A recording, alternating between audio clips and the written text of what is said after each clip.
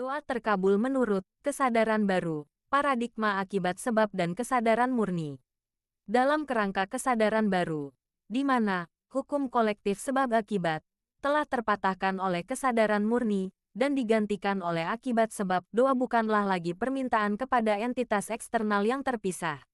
Sebaliknya, doa adalah sebuah deklarasi, penyesuaian frekuensi, dan penegasan realitas yang sudah ada dalam potensi tak terbatas kesadaran murni Anda. Berikut adalah bagaimana doa terkabul dalam paradigma ini. 1. Doa sebagai deklarasi batin. 2. Bukan meminta dari luar, melainkan mendeklarasikan dari dalam apa yang sudah Anda ketahui sebagai kebenaran dalam potensi tak terbatas Anda. 3. Doa adalah pernyataan kesadaran Anda yang sejati tentang akibat yang diinginkan, yang sudah ada di alam non-fisik. 4. Penyesuaian frekuensi dan getaran. 5. Anda tidak memohon agar sesuatu diberikan, melainkan menyelaraskan frekuensi getaran batiniah Anda, pikiran, emosi, keyakinan, dengan frekuensi dari realitas yang Anda inginkan. 6. Doa yang terkabul adalah hasil dari resonansi ini. Saat frekuensi internal Anda cocok dengan frekuensi akibat yang Anda inginkan, maka manifestasi fisik terjadi secara alami. 7. Kesadaran murni adalah sumbernya. 8. Tuhan, atau sumber, tidak lagi dilihat sebagai entitas di luar diri Anda yang memutuskan untuk memberi atau tidak. Sebaliknya, Anda adalah ekspresi dari kesadaran murni itu sendiri.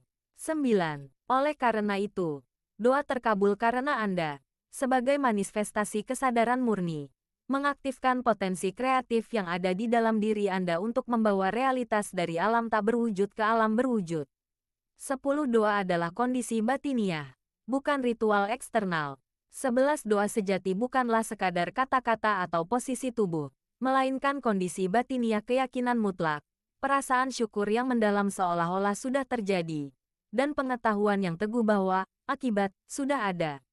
12. Anda sudah merasakan dan mengalami akibat itu di dalam diri Anda sebelum ia muncul di luar. Inilah sebab dalam paradigma akibat sebab. 13. Tanpa keraguan atau kekurangan. 14. Keraguan atau perasaan kekurangan, meminta karena tidak punya, adalah indikator bahwa Anda masih beroperasi dalam paradigma sebab akibat eksternal. 15. Doa yang efektif dalam kesadaran baru adalah doa yang datang dari kelimpahan batiniah, dari pengetahuan bahwa Anda adalah pencipta yang berdaulat, bukan pemohon yang kekurangan. 16. Tindakan terinspirasi, sebagai aliran energi. 17.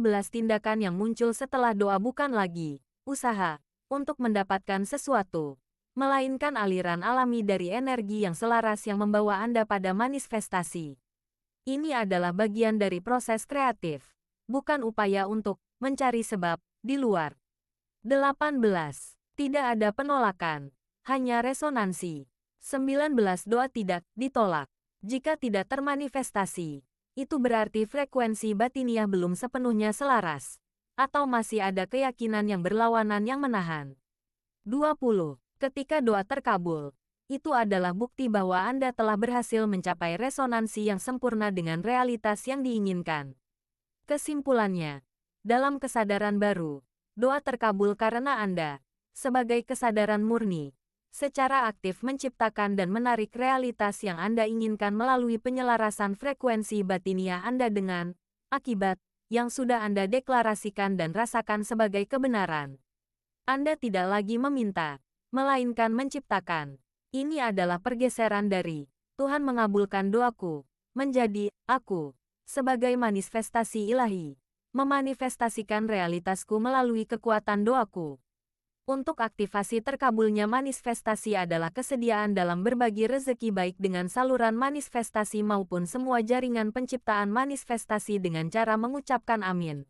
Saya saling berbagi rezeki secara batiniah maupun lahir. Jangan lupa bila panggilan ini satu resonansi dan menggetarkan, buatlah jaringan yang kuat dengan menekan tombol subscribe dan bunyikan agar aktivitas Anda mulai aktif.